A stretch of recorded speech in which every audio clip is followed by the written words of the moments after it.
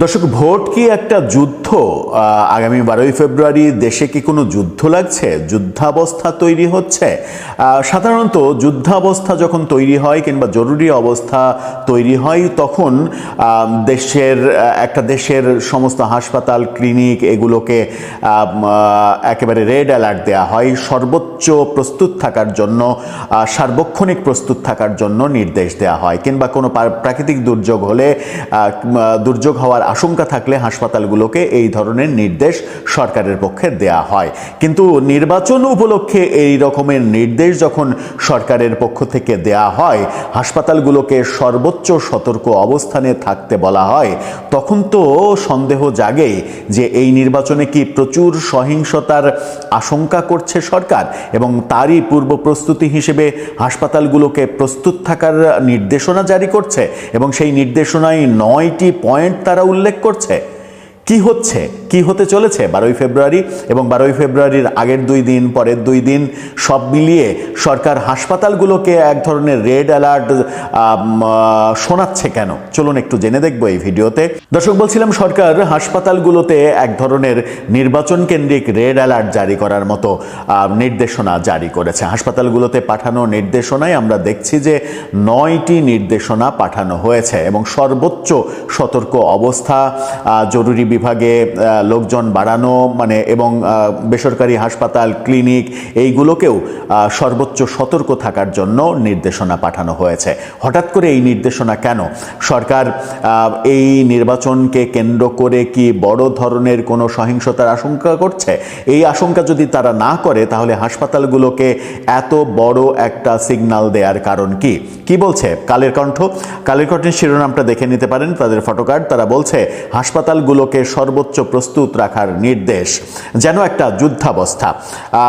সেখানে বলা হচ্ছে নির্বাচন ঘিরে দেশের হাসপাতাল ও স্বাস্থ্যসেবাকে সর্বোচ্চ প্রস্তুত রাখতে 9 নির্দেশনা দেওয়া হয়েছে, দিয়েছে স্বাস্থ্য অধিদপ্তর। এসব নির্দেশনা বাস্তবায়নে দেশের সব সরকারি হাসপাতাল, বেসরকারি হাসপাতাল ও ক্লিনিকে পাঠানো হয়েছে।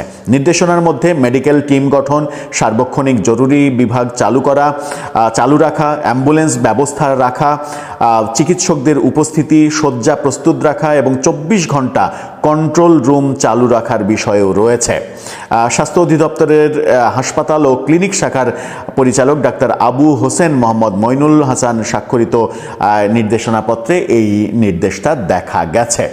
কদিন আগেই স্বাস্থ্য উপদেষ্টা তিনি একটা জায়গায় একটা অনুষ্ঠানে বললেন যে নির্বাচনকে এতটাই উৎসবমুখর করতে হবে যে নির্বাচনের আশেপাশে আপনারা মেলা বসান, মেলা হবে, ব্যবসাও হবে, কেনাকাটাও হবে, বেচা বিক্রিও হবে, আবার মানুষ ভোটও দেবে। এরকম হাস্যকর মন্তব্য তাকে করতে শোনা গিয়েছিল। এবার তার মন্ত্রণালয় থেকে পুরো স্বাস্থ্য বিভাগকে সর্বোচ্চ সতর্কতা জারি করা হচ্ছে। কি কি পয়েন্ট বলা হচ্ছে চলুন একটু জেনে দেখি। সেখানে বলা হচ্ছে যে 1 নম্বরে প্রতিটি সিটি কর্পোরেশনের 6টি, বিভাগীয় পর্যায়ে 4টি, জেলা পর্যায়ে 3টি, উপজেলা পর্যায়ে 2টি এবং ইউনিয়ন পর্যায়ে 1টি মেডিকেল টিম গঠন করতে হবে। 2, প্রতিষ্ঠান প্রধান, স্বাস্থ্য প্রশাসক জনবলের প্রাপ্যতা প্রয়োজনীয়তার ভিত্তিতে মেডিকেল টিমের সদস্য নির্ধারণ করবেন। 3, জরুরি বিভাগে প্রয়োজনীয় অতিরিক্ত লোকবল নিয়োগ করতে হবে। 4, সার্বক্ষণিক অ্যাম্বুলেন্স প্রস্তুত রাখতে হবে। 5, নির্বাচনকালীন প্রতিটি স্বাস্থ্য প্রতিষ্ঠানের প্রধানকে কর্মস্থলে উপস্থিত থাকতে হবে। 6, কোনো কারণে তিনি ছুটিতে থাকলে দায়িত্বপ্রাপ্ত বিকল্প কর্মকর্তার নাম, পদবি ও মোবাইল নম্বর স্বাস্থ্য অধিদপ্তরকে অবহিত করতে হবে। 7, নির্বাচনকালীন চিকিৎসকদের সার্বক্ষণিক উপস্থিতি নিশ্চিত করে জরুরি বিভাগ চালু থাকবে। এটা ক। খ হচ্ছে কোনো রুগী রেফার করলে প্রয়োজনে প্রাথমিক চিকিৎসা নিশ্চিত করে যথাযথ কাউন্সিলিং করে রেফার করতে হবে। গ, অ্যাম্বুলেন্স সার্বক্ষণিক জরুরি পরিস্থিতি মোকাবেলায় প্রস্তুত থাকবে। ঘ, সরকারি স্বাস্থ্যসেবা কর্তৃপক্ষের সঙ্গে সমন্বয় সাধন এবং জরুরি প্রয়োজনে বিভাগীয় পরিচালক ও সিভিল সার্জনদের প্রয়োজনীয় লজিস্টিক অ্যাম্বুলেন্স জনবল দিয়ে সহযোগিতা প্রদান করতে হবে। ও জরুরি পরিস্থিতির উদ্ভব হলে স্থানীয় সরকারি স্বাস্থ্যসেবা কর্তৃপক্ষের নির্দেশ অনুযায়ী স্বাস্থ্যসেবা প্রদান করতে হবে। 8 নাম্বার, সব স্বাস্থ্যসেবা প্রতিষ্ঠান এবং বিভাগীয় কার্যালয়, সিভিল সার্জন অফিস, উপজেলা স্বাস্থ্য ও পরিবার কল্যাণ কর্মকর্তার কার্যালয় একটানা 72 ঘন্টার বেশি বন্ধ থাকবে না। জরুরি বিভাগ, আন্তঃবিভাগ, lab, cath lab, dialysis centre, CT scan, MRI centre যথারীতি খোলা থাকবে।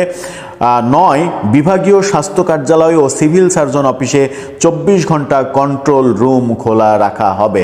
24 ঘন্টা কন্ট্রোল রুম খোলা রাখা হয় একমাত্র সর্বোচ্চ প্রাকৃতিক দুর্যোগ কিংবা যুদ্ধাবস্থা বিরাজ করলে। হাসপাতাল কর্তৃপক্ষকে যখন আপনি 24 ঘন্টা কন্ট্রোল রুম ব্যবস্থাপনার দায়িত্ব দেবেন এবং খোলা রাখতে বলবেন, তাহলে বুঝতে হবে যে দেশে সুনামি আসছে। সেই সুনামি আসে প্রাকৃতিকভাবে। বড় ঝড়কে, বড় প্রাকৃতিক দুর্যোগকে সুনামি বলা হয়। ভয়ঙ্কর রকমের ভূমিকম্প হলে সেটা একটা বড় প্রাকৃতিক দুর্যোগ বলা হয়। সেখানে 24 ঘন্টা কন্ট্রোল রুম খুলে রাখার ব্যাপার হয়। এই যে এক ধরনের যুদ্ধাবস্থা জারি করা এবং এই বার্তার মাধ্যমে জনমনে একটা আতঙ্ক তৈরি করা যে নির্বাচনের সময় একটা বড় ধরনের খারাপ কোনো কিছু ঘটতে পারে, যার কারণে হাসপাতাল যেন 24 ঘন্টা কন্ট্রোল রুম খোলা রাখে এবং তারা সব সময় প্রস্তুত থাকে, যখন যে রোগী আসবে তখন সেই রোগীর সেবা যেন নিশ্চিত করা হয়। এটা যুদ্ধাবস্থার একটা বার্তা দেয়, যে বার্তাটা মানুষকে আতঙ্কিত করতে পারে। এরকম বার্তা আমরা পেয়েছিলাম গত নভেম্বরে আমরা দেখেছিলাম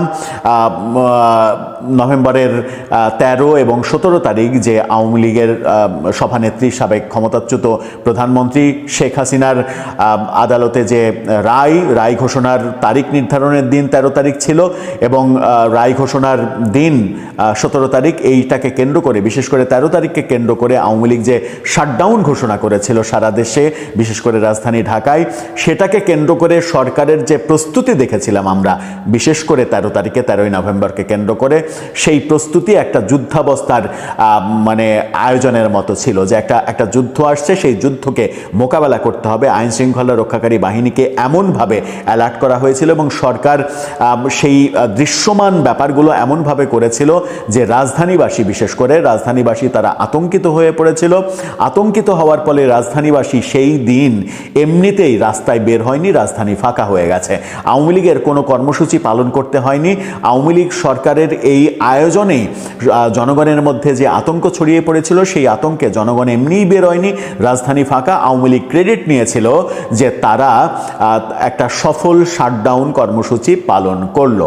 সেই ঘটনা আমরা নভেম্বরে দেখেছিলাম। এবার ভোটকে কেন্দ্র করে এই যে রেড অ্যালার্ট জারি করা, সব থেকে ভয়াবহ হচ্ছে 24 ঘন্টা কন্ট্রোল রুম চালু করা। এই 9 নাম্বার পয়েন্ট দিয়েই সরকার বুঝিয়ে দিয়েছে যে 12 তারিখকে নিয়ে তারা বড় কোনো আশঙ্কা করছে। তাহলে আমরা যাব কোথায়? তাহলে আমরা নিরাপদে ভোট কেন্দ্রে যাওয়ার প্রত্যাশা নিয়ে বাসা থেকে বের হব কেমন করে, সেটা একটা বড় বিষয়। আমার মনে হয় যে সরকারের স্বাস্থ্য মন্ত্রণালয় অনেক বড় একটা ভুল করলো। এই ব্যাপারগুলো যদি তারা ইন্টারনালি সারতে পারতো সেটা খুব ভালো ছিল। এই ব্যাপারগুলো যখন গণমাধ্যমে চলে আসলো, তখন এটা জনমনে আতঙ্কের জন্ম দেবে এবং জনগণ নির্বাচনের কেন্দ্রে যেতে ভয় পাবে।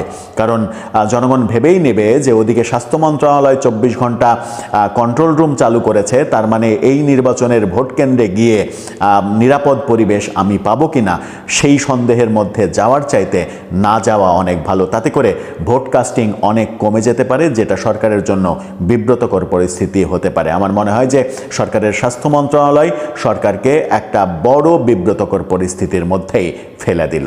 দর্শক, আপনারা কি এমন সংবাদ শুনেছেন বা এমন আলোচনা, এমন গুঞ্জন কোথাও যে একটা দল, এবং আমরা খুলে বলি সেই দলটার নাম এসছে জামাতে ইসলামী, যে তারা 2 কোটি বোরখার অর্ডার দিয়েছে?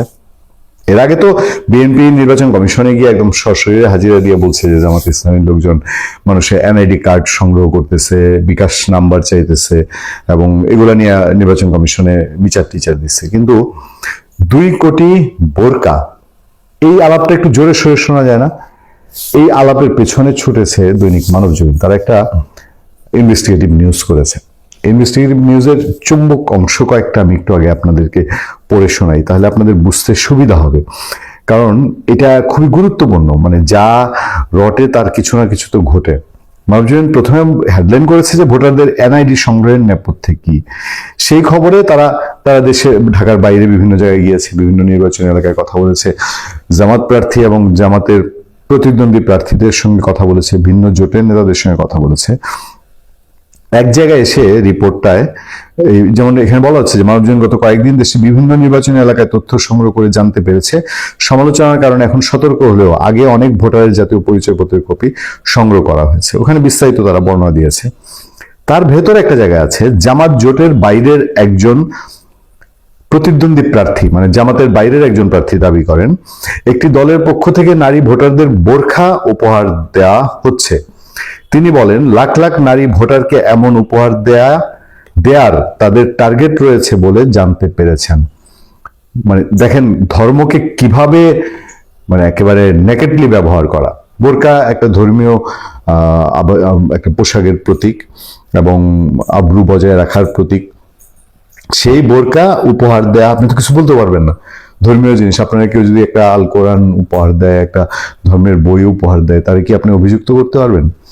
আচ্ছা, সেই জায়গাটায় আরো বিস্তারিত মানবজমিন তুলে ধরেছে যে এই প্রার্থীর দাবি, মানে জামাত জোটের বাইরের প্রার্থীর দাবি, বোরকা নিয়ে তার কোনো ধরনের আপত্তি নেই। ওই যে দুর্বলতা এই জায়গাটাতেই, আপত্তি নেই। কিন্তু বোরকা পরে বেশি সংখ্যক নারী কেন্দ্রে গেলে তারা কত সময় অবস্থান করছেন, কি করছেন তা চিহ্নিত করার বিষয়টি কঠিন হতে পারে। মানে বোরকা পরে যখন কেন্দ্রে নারীরা যাবে, এটা কোন নারী কোন ভোটার বোঝা একটু মুশকিল না?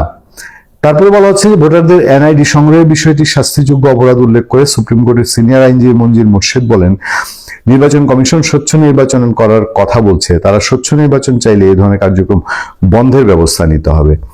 আচ্ছা, জামাতের পক্ষ থেকে ভোটারদের এনআইডির কপি ও বিকাশ নাম্বার সংগ্রহ করার অভিযোগ নাকচ করে দিয়ে দলটির সহকারী সেক্রেটারি জেনারেল এহসানুল মাহবুব জুবায়ের বলেন এটি জামাতের বিরুদ্ধে প্রতিপক্ষের প্রোপাগান্ডা। আমি জানি না প্রোপাগান্ডা, এখন মানুষ তো যেটা এস্টাবলিশড হয়ে যায় সেটা তো আর আসলে প্রোপাগান্ডা থাকে কিনা আমি জানি না, কিন্তু বোরকার বিষয়টি সাংঘাতিক রহস্য তৈরি করেছে। এবং এই বোরকার একটা বড় অংশ ঢাকায় বিতরণ হতে পারে। ঢাকায় একটা বিশাল টিম গত 6-7 মাস ধরে এসছে ঢাকার বাইরে থেকে, এবং সেই টিমটাকে টার্গেট করে আনা হয়েছে। তাদেরকে প্রতি মাসে 1 লক্ষ টাকা করে তাদেরকে দেওয়া হচ্ছে, সহায়তা দেওয়া হচ্ছে। 1 লক্ষ টাকা প্রতি পরিবারকে। যে পরিবারগুলোকে আনা হয়েছে ঢাকায় তাদেরকে 1 লক্ষ টাকা করে দেওয়া হচ্ছে বলে নানান দিক থেকে আলাপ সালাপ আছে। ফলে আপনি সরাসরি নির্বাচনে কারচুপির অভিযোগ করতে পারবেন না, কারণ যাদেরকে ঢাকায় এনে লালন পালন করে পেলে বসে 1 লাখ টাকা দেওয়া হচ্ছে, এরা ঢাকার ভোটার হয়ে গেছে। আর এরা গিয়ে ভোট দিবে তার নির্বাচনী এলাকায়, যে এলাকায় ধরেন হেরে যাবে জানে নিশ্চিত, তো 5,000 ভোটে হারলেও ফেল, 50,000 ভোটে হারলেও ফেল। সেখানকার যদি 10,000 ভোট থাকে, সেই 10,000 ভোট ঢাকায় আগে থেকে নিয়ে আসা, এটা পূর্ব পরিকল্পনা। এইরকম আলাপ সালাপের মধ্যে এবং এই বোরকা পলিটিক্স শেষ পর্যন্ত কি ওইটাই মিন করছে যে ঢাকার শহরে বিএনপিকে জায়গা দেওয়া হবে না? ভালো থাকবেন, সুস্থ থাকবেন। আপনার সাথে আমি আতিক রহমান, পূর্ণিয়া।